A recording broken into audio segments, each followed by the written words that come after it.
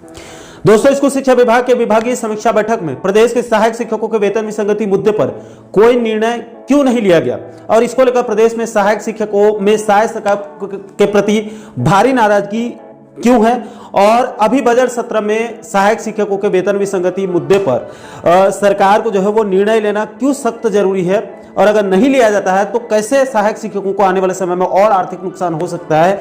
इसी गंभीर विषय के बारे में, गंभीर मुद्दे के बारे में हम इस वीडियो के अंदर बात करने वाले हैं। इसलिए दोस्तों, आप इस वीडियो को अंत तक जरूर देखिए और इस महत्वपूर्ण विषय को, महत्वपूर्ण टॉपिक को बारीकी से समझने का प्रयास कीजिए। नमस्कार दोस्तों, मैं हूं आपका दोस्त लोकेश साहू और आप देख रहे हैं लोकेश छत्तीसगढ़िया यूट्यूब चैनल। आप सभी साथियों का हमारे इस चैनल पर बहुत बहुत स्वागत है। दोस्तों, जैसे कि आप सभी साथियों को पता होगा कि प्रदेश के सहायक शिक्षकों की तरफ से लंबे समय से अपने वेतन विसंगति को दूर करने की मांग कर रहे हैं। इसको लेकर कई बार बड़े बड़े आंदोलन भी हो चुकी है, लेकिन किसी भी सरकार ने इस मुद्दे को अभी तक पूरा करने की, इसको मतलब वेतन विसंगति को दूर करने की इच्छा शक्ति नहीं दिखाई है।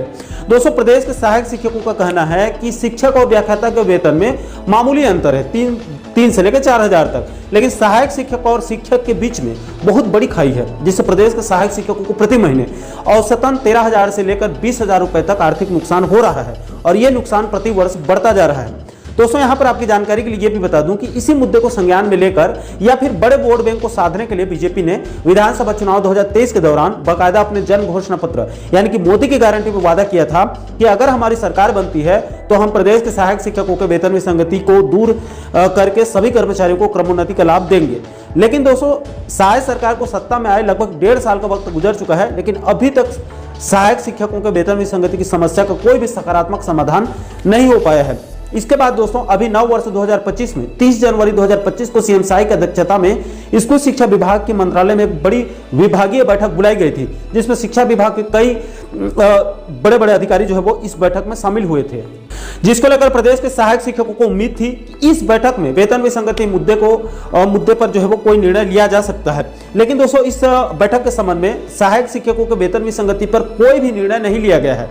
इसके लिए कल स्कूल शिक्षा विभाग की तरफ से एक 3 पेज का एक पीडीएफ जारी किया गया है, जिसमें बताया गया है कि 30 जनवरी के विभागीय बैठक में 30 जनवरी 2025 के विभागीय बैठक में कुल 21 बड़े निर्णय लिए गए हैं 21 मुद्दों पर, जिसको कल शाम के इस वीडियो में आप लोगों को विस्तारपूर्वक बताया है।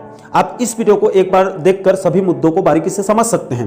दोस्तों, कल के इस वीडियो में प्रदेश के बहुत सारे सहायक शिक्षक साथियों की तरफ से उनके वेतन विसंगति के मुद्दे पर कोई निर्णय नहीं लेने पर अपनी नाराजगी भी उन्होंने व्यक्त किया है।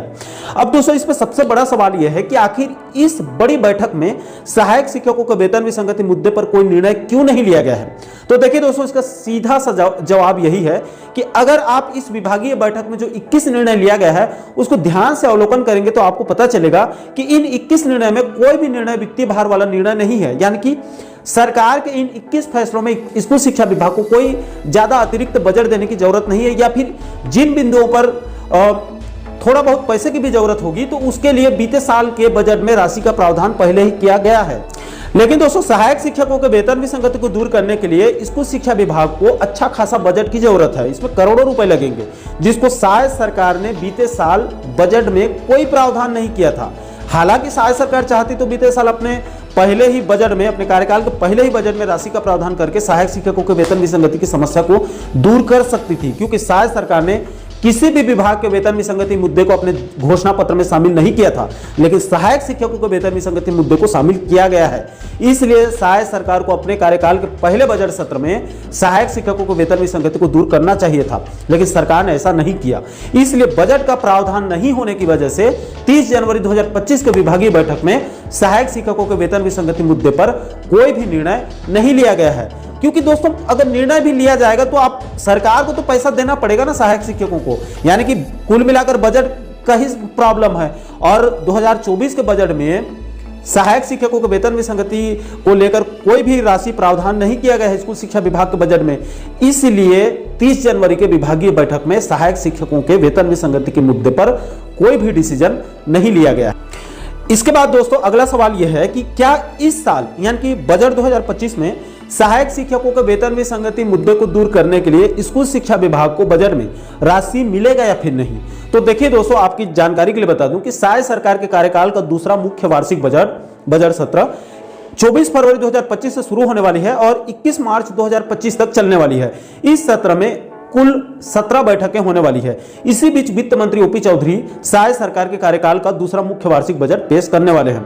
अब दोस्तों, सहाय सरकार के दूसरे मुख्य बजट में सहाय सरकार सहायक शिक्षकों के वेतन विसंगति को दूर करने के लिए राशि का प्रावधान करेगी या फिर नहीं, इसके लिए बजट सत्र का इंतजार करना होगा, क्योंकि इसको लेकर अभी से कुछ भी दावा करना जल्दबाजी होगी।